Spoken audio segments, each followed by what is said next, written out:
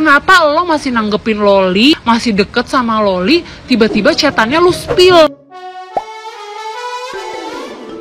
Hola netizen yang tercinta. Perseteruan Nikita Mirzani dengan Loli masih belum menemukan titik terang menuju penyelesaian. Ada banyak hal kemudian terungkap dari perseteruan antara Nikita Mirzani dengan Loli. Salah satu yang terbaru soal isi pesan DM diduga dari Nikita Mirzani ke salah seorang sahabat Loli. Dalam pesan yang terungkap ke publik tersebut, Nikita Mirzani diduga marah lantaran mengetahui ada bekas cupang di salah satu bagian tubuh Loli. Nikita Mirzani kemudian menanyakan orang yang diduga sahabat Loli mengenai bekas cupang tersebut. Orang yang diduga sahabat Loli tersebut langsung memberikan bantahan terhadap tuduhan Nikita Mirzani tersebut. Selain itu, Nikita Mirzani juga mengungkapkan amarahnya karena orang tersebut tidak memberitahukan perihal keberadaan Loli. Bahkan Nikita Mirzani pun marah karena orang tersebut juga diduga mengajarkan Loli untuk berbahasa kotor. Namun lagi-lagi sahabat Loli membantah semua hal yang dituduhkan Nikita Mirzani. Hingga kini hubungan Nikita Mirzani pun belum kunjung membaik dengan Loli. Nah, gimana nih menurut netizen yang terhormat? Silahkan berkomentar ya.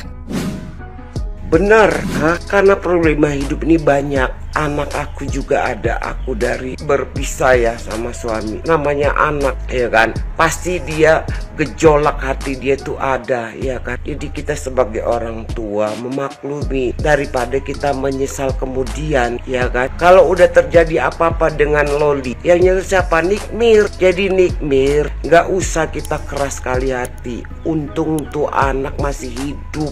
Itu yang Bunda takuti kalau dia nekat. Nah, gara-gara perkataan lisan kita. Nah, ini Bunda lagi ngecat rambut ya, karena Bunda nggak ke toko. Jadi cobalah lembutkan sedikit sebagai seorang ibu. Itu aja ya guys ya. Salam waras.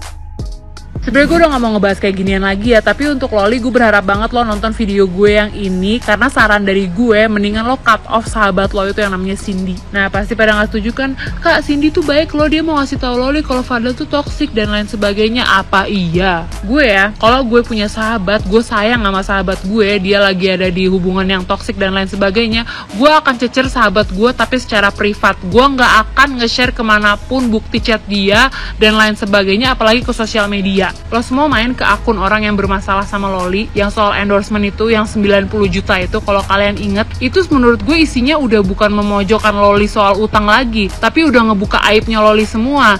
Dan isi chatannya tuh, bukti spill chatannya dari siapa? Dari Cindy. Gue bertanya-tanya nih, si Cindy itu memang sahabat yang bener-bener menyayangi Loli, mengkasihi Loli, mengasihani Loli, atau memang dia tuh sahabat yang menusuk dari belakang? Dia nge-branding diri dia seakan-akan dia ibu peri, dan si Loli ini adalah yang agresif gitu loh, yang kerjaannya marah-marah mulu, yang kerjaannya seperti orang keterbelakangan mental. Ya kalau emang kayak gitu lo cut off aja si Loli. Kenapa lo masih nanggepin Loli, masih deket sama Loli, tiba-tiba chatannya lu spill ke akun yang dimana Loli tuh pasti sebel sama akun tersebut. Lo sahabat macam apa sih, Di? Di sini gue bukannya kayak kesan yang ngebelain Loli, enggak, salah dia. Hidup dengan cara seperti itu anak salah, nggak boleh. Tapi si Cindy juga menurut gue nggak bener juga kalau lo membranding diri lo sebagai seorang sahabat, tapi yang lo lakukan seperti itu.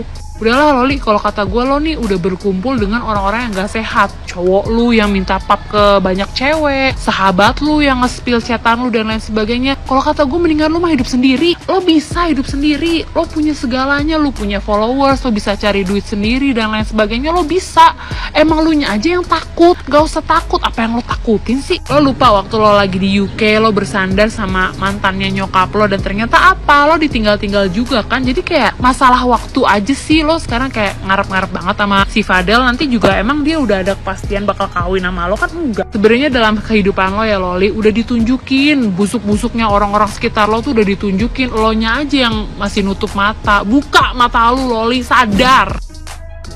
Emang kamu punya anak, Mbak? Emang lu kata gua anak perawan? Mbak, kalau punya sosial media itu, kalau mau mengkomentari video orang, buka dulu profilnya, klik dulu, lihat dulu. Jadi pertanyaan kita itu terjawab. Jadi nggak kelihatan kita cuma asal komen. Nah, ini foto aku waktu aku masih single mom. Ya, jadi jangan kamu kira aku berkomentar karena aku tidak pernah merasakan bagaimana berjuang seorang diri membesarkan 3 anak. Sama anak aku 3 juga. Nih kamu lihat kan, ini umurnya 13 waktu itu. Sekarang sih sudah 22 tahun. Ini waktu itu umurnya 17. Ini masih kecil, masih 2,5 tahun. Nah sekarang kamu lihat, anakku semuanya sudah besar-besar. Oke, ini yang kecil sekarang sudah 12 tahun. Jadi kalau yang namanya perjalanan hidup, dari yang namanya pahit, manis, asam, nano-nano, itu semua sudah lewat. Makanya aku bisa sharing. Meskipun aku sharing bukan berarti aku dan anak-anakku tidak pernah ada masalah. Tidak ada manusia yang tidak punya masalah dengan orang-orang terdekatnya. Kamu lihat deh pohonnya, pohon itu pun karena mereka dekat makanya bergesekan. Kalau mereka jauh nggak bakalan bergesekan. Makanya jadi kita pun sebagai orang tua pasti itu bergesekan sama anak. Apalagi anak-anak semakin dewasa. Semakin dewasa artinya dia punya pendapat pendirian sendiri. Gak akan mungkin lagi anak itu akan sama menerima nasihat kita, arahan kita dan segala macam ketika mereka sudah beranjak teenager. Apalagi nanti kalau dia udah menikah, beda lagi ceritanya. Karena apa? Karena ada orang lain lagi masuk ke keluarga, maka akan ada lagi yang namanya cerita lain lagi. Makanya jangan harapkan nanti begitu anak ini juga menikah masih sama aja mau dengar-dengar perintah. Nggak bisa. Karena apa? Anak semakin dewasa, siklus-siklusnya itu udah berbeda lagi. Jadi itu ya sudah menjawab kan pertanyaan kamu kan? Tapi intinya adalah dia bilang di situ karena gua nggak ada kerjaan jadi makanya gue bikin VT biar viral dan dapet cuan. Ci, lo curhat Ci, buat lo doang nih Ci, karena nama kita sama, gua pin VT private gua yang pernah dulu gua posting beberapa saat. Mudah-mudahan kuota lo cukup ya. Ntar kalau udah selesai nonton lo kabarin gua biar gua bisa private lagi tuh VT. Nih ya Ci, gue sampai sekarang masih terdaftar sebagai kru dan pengajar di salah satu maskapai. Alhamdulillah.